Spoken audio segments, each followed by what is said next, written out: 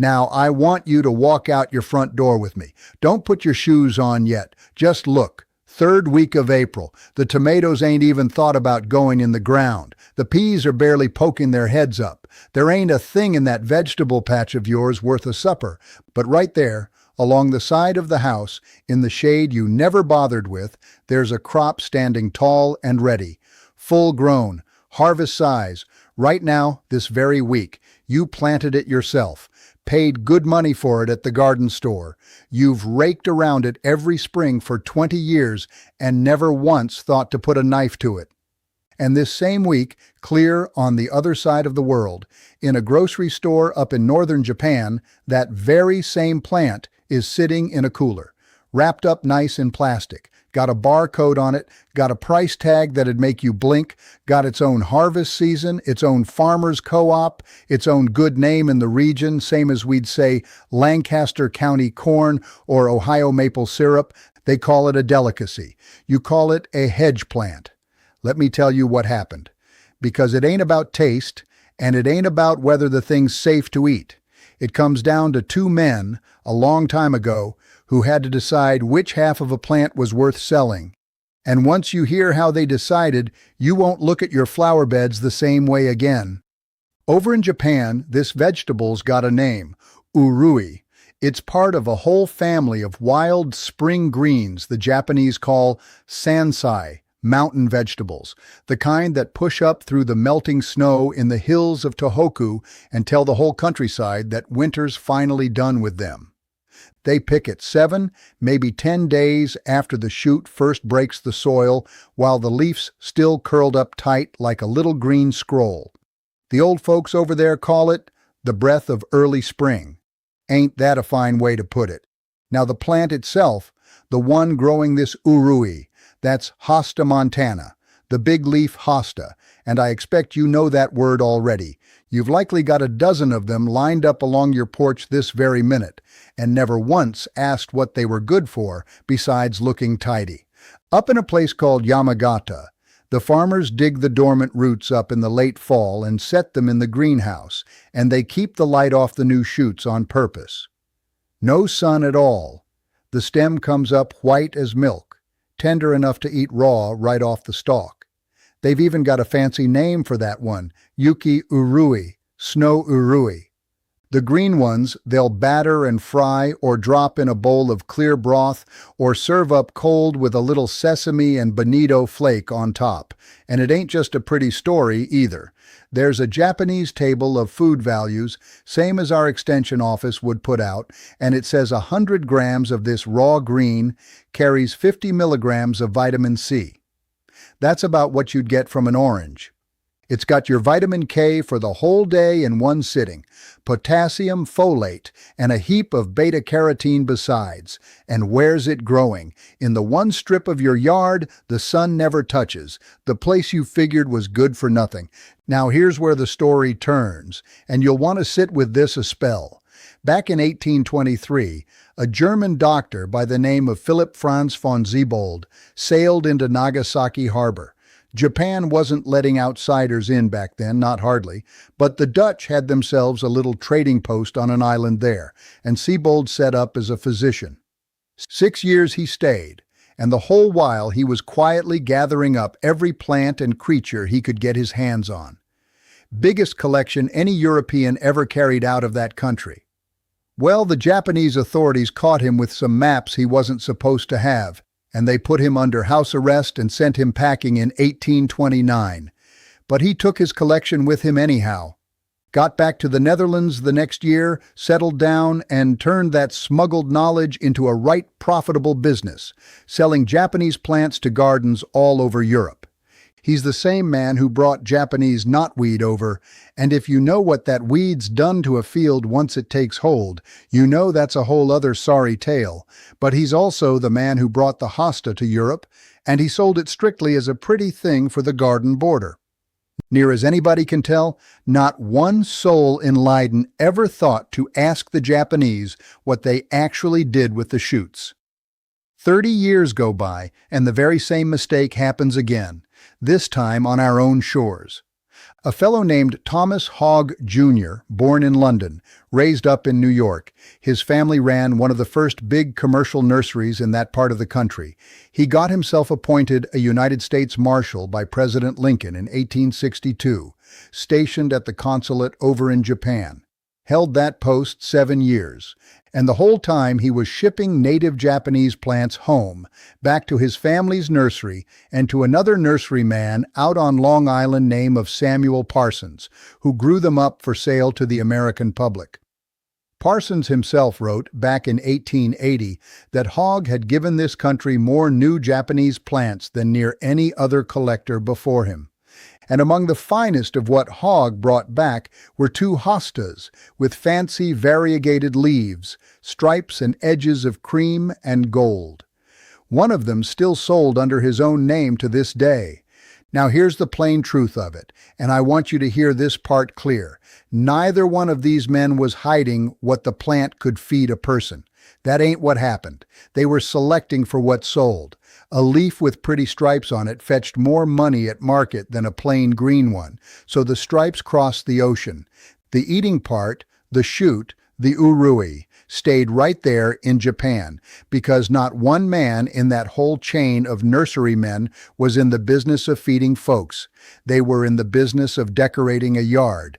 And then for the next 100 years or so, the American nursery trade finished the job those 2 men started, whether they meant to or not.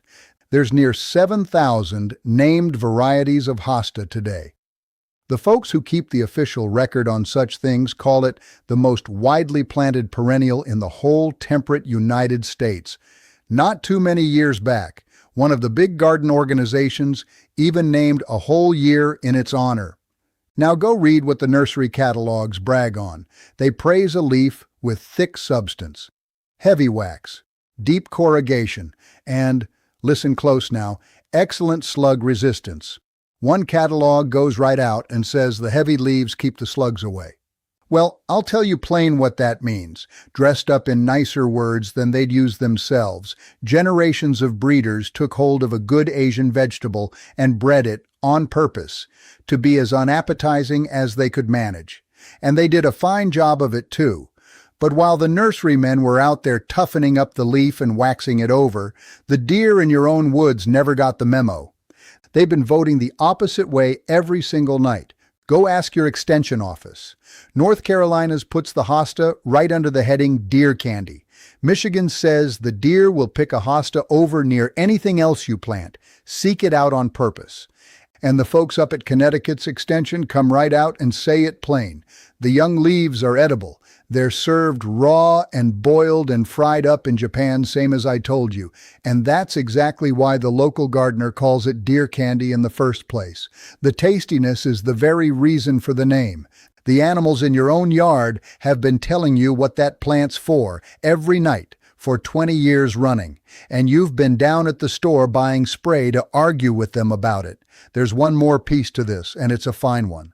Sometime around the years 1912 to 1926, a hosta with striking cream and gold edges turned up in a private garden in a place called Saga City. Now Saga sits right in the Yamagata Basin, the very same region where the farmers are blanching hosta shoots in the dark of their greenhouses and selling them as that snow urui I told you about. That pretty variegated plant got registered in 1996, named right after the city itself. It won a fine award from the Royal Horticultural Society in 1993, and in the year 2000, the American hosta growers crowned it Hosta of the Year. Saga City claims it as their own official plant, proud as can be. So think on that a moment.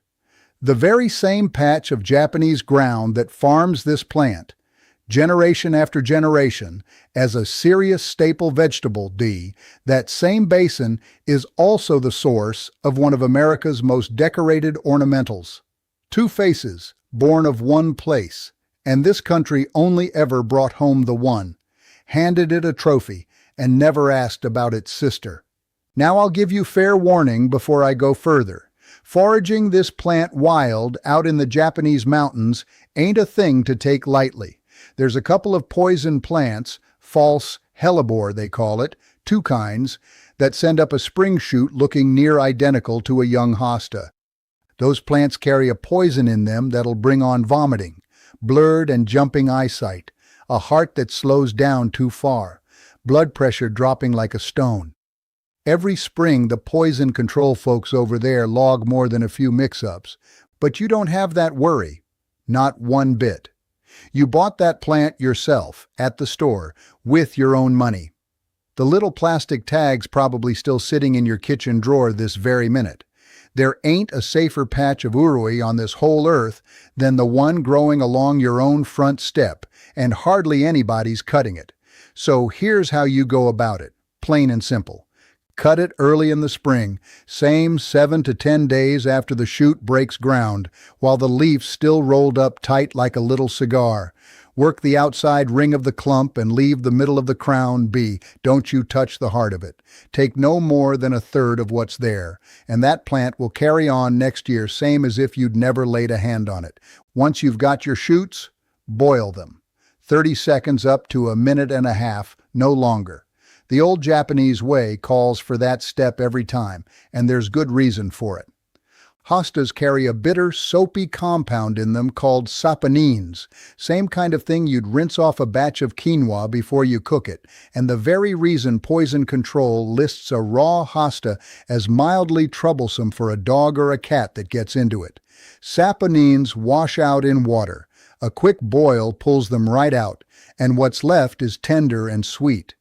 After that, dress the shoots up cold with a little sesame oil, same as they do over there, or drop them into a hot bowl of miso soup, or batter them up and fry them, tempura style, if that suits your table better. And I'll give you one rule that stands above all the rest. Only harvest from a hosta you've never sprayed. No systemic bug killer. No chemical fertilizer worked into that bed.